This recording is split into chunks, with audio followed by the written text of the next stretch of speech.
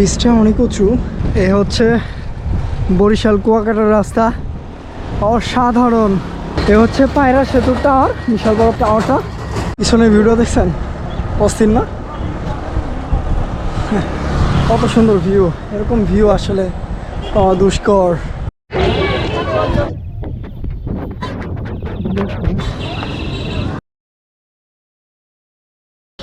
আসসালামু আলাইকুম ফ্রেন্ডস, আজকে রাতে আমরা এই যে হোটেলে ছিলাম।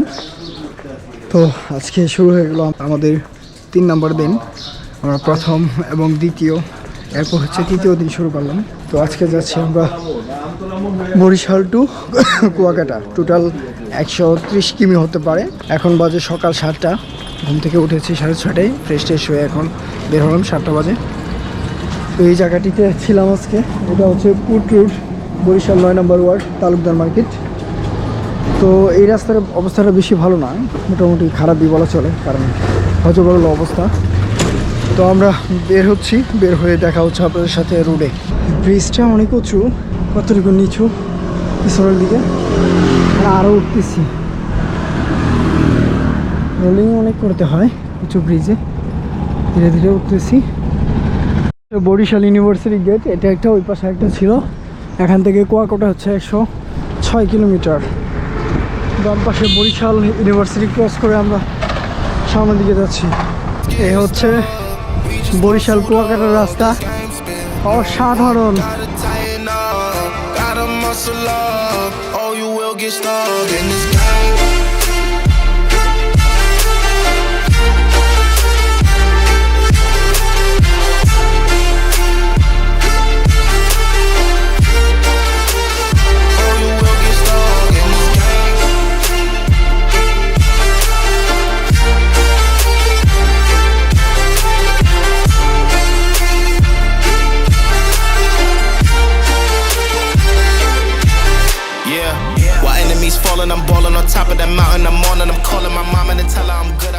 এই যে এখানে মাইল স্টোন দেওয়া আছে। পায়রা সেতু হচ্ছে 10 কিলোমিটার, এখান থেকে পায়রা সেতু আর মাত্র 10 কিলোমিটার মতো বাকি আছে। আলহামদুলিল্লাহ আমরা এখন পায়রা সেতুতে আছি। এখানে একটা ক্যান্টনমেন্ট আছে, যেটার নাম হচ্ছে শেখ হাসিনা ক্যান্টনমেন্ট। ওই পাশে একটা সাইনবোর্ড ছিল, ওটার মধ্যে জনগণ কি সাদা একটা চুনের মতোই দিয়া মুছে দিছে, অর্থাৎ শেখ হাসিনার নাম আর বাংলাদেশে কেউ দেখতে চায় না। পায়রা সেতুতে এগিয়ে যাচ্ছি। 40 ST ব্যাটালিয়ন সেনাবাহিনীর একটা সুন্দর সেনানিবাস আমরা দেখতে পাচ্ছি, যেটা আসলে বিভিন্ন ধরনের বহর এখানে উপস্থিত আছে, গাড়ি বহর সহ। আর এই হচ্ছে সেতুর বর্তমান চিত্র।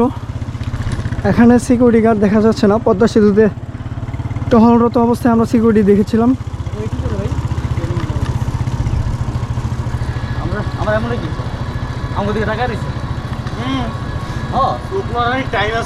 আরে ভাই, এইদিকের পরিবেশ হচ্ছে এরকম, আর এই হচ্ছে নিচের অবস্থা। সামনের দিকে যাচ্ছি। এ হচ্ছে পায়রা সেতুর টাওয়ার, বিশাল বড় টাওয়ারটা, যেটা এতদিন পর্যন্ত স্ক্রিনেই দেখছি, এখন আলহামদুলিল্লাহ বাস্তবে দেখতে পাচ্ছি। এটা আসলে খুবই চমৎকার একটা অনুভূতি, যে সাইকেল দিয়ে আসলে এত দূর এসেছি এবং বিভিন্ন ধরনের বাংলাদেশের গুরুত্বপূর্ণ যে স্থাপনাগুলো আছে সেগুলো আমরা পরিদর্শন করতেছি। হ্যাঁ, নিজের চোখে উপলব্ধি করতেছি। এটা সত্যি আসলে আমার কাছে গর্বের বিষয়।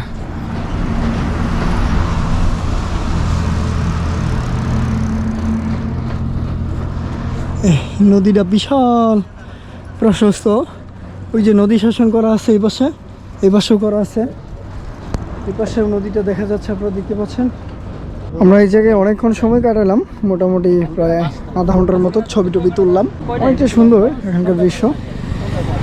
একদম এখান থেকে শুরু করে এই পর্যন্ত পুরোটা ব্রিজ, উঁচু উঁচু পিলারের মতো এগুলা। আর ওখানে হচ্ছে সেনানিবাস, যেটা একটু আগে আসার সময় আপনাকে একটু বললাম। আর এটা হচ্ছে পায়রা নদী। পায়রা নদীটা বিশাল প্রশস্ত, এটা কিন্তু মোড় নিছে, এই দিক দিয়ে মোড় নিছে। পটুয়াখালী শহর ওভারটেক করতেছি ক্রস করে। এখন এখান থেকে আমতলী হচ্ছে 29 কিমি, কুয়াকাটা দেখাচ্ছে 69। এই রুটটার অবস্থা কিন্তু ভালো না ভাই, দেখেন না কি অবস্থা। এইটা তো এখন একটু পরিস্থিতি ভালো দেখা যাইতেছে, কিন্তু একটু আগে যাচ্ছে তা অবস্থা গেছে, যেটা আসলে খুবই খারাপ। সাইকেল রাইড করতে খুবই কষ্ট হয় এরকম রাস্তা থাকলে। এর চেয়েও পিচ খারাপ ছিল আগেরটা, এখন তারপর মোটামুটি চলতেছে। এখন রোডটা সূর্য একদম মাথার উপরে, তারপর রাইড করতে ভালো লাগতেছে, তেমন খারাপ লাগতেছে না। যাইতেছি এখান থেকে 60 কিলোমিটার কুয়াকাটা, বিশেষ করে পটুয়াখালীতে আপনার করই গাছ আর হচ্ছে আপনার খেজুরের গাছ, মানে যেখানে সেখানে রয়েছে। এই যে দেখেন করইয়ের বাগান,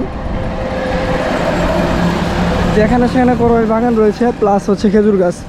রাস্তার দুই পাশ দিয়ে খেজুর গাছের অভাব নেই। বরগুনাতে আসছি, বরগুনার অনেকটাই ভিতরে চলে আসছি। এটা হচ্ছে বরগুনার আমতলী বাজার, যেটা পিছনে আপনারা দেখতে পাচ্ছেন। বরগুনার আমতলী বাজার, এটা হচ্ছে ছুরিকাটা সরকারি প্রাথমিক বিদ্যালয়, আমার বাম পাশে যেটা দেখতে পাচ্ছেন। আমরা আসছি ময়মনসিংহ থেকে।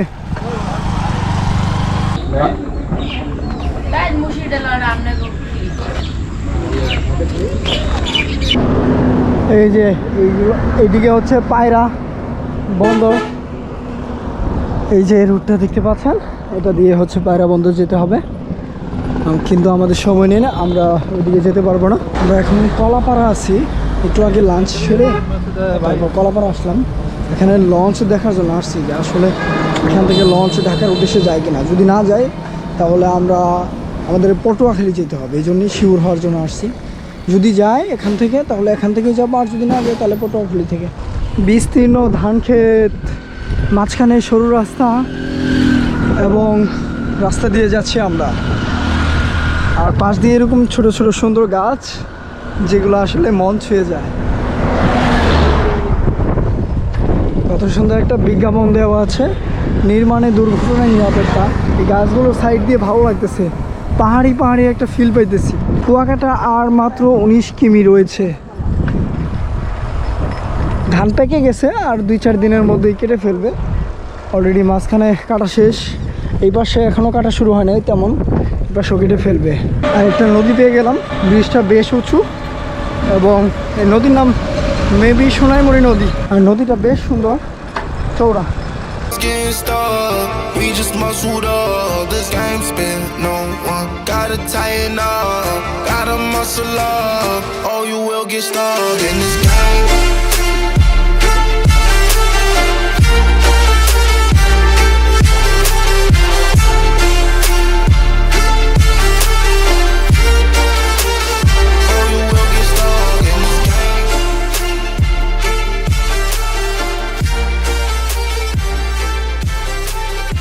পিছনের ভিউটা দেখছেন, অস্থির না? কত সুন্দর ভিউ, এরকম ভিউ আসলে পাওয়া দুষ্কর। এখানে সূর্য আছে, এখানে কুয়াকাটা 0 কিলোমিটারের মাইলস্টোন দেখতে পাচ্ছেন। আমরা ফটোশ্যুট করে নিলাম। তো এখন আমরা কুয়াকাটা সি বিচে যাব। তো ফাইনালি আলহামদুলিল্লাহ আমরা পৌঁছে গেছি সহি সালামতে, সুস্থ মতে, আল্লাহর অশেষ কৃপায় এবং রহমতে। আল্লাহর দরবারে লাখো কোটি শুকরিয়া, আলহামদুলিল্লাহ আমরা খুব সুন্দরভাবে পৌঁছে গেছি। কুয়াকাটা সি বিচে যাচ্ছি, সেখানে গিয়ে আমরা ফটোশ্যুট নিব, ভিডিও করবো এবং আপনাদের দেখাবো। আর এখন সূর্যাস্তের সময়, সেটাও আপনাদেরকে অবশ্যই দেখাবো।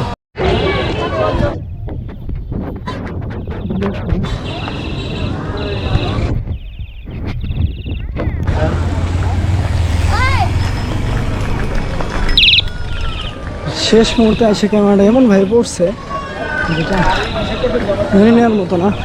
ফাইনালি আমরা কুয়াকাটা সি বিচে এসে পড়ছি, বহু প্রতীক্ষিত সেই গন্তব্যে এখন আমরা পৌঁছে গেছি। সামনে হচ্ছে সমুদ্র, আর এটা হচ্ছে কুয়াকাটা সমুদ্র সৈকত।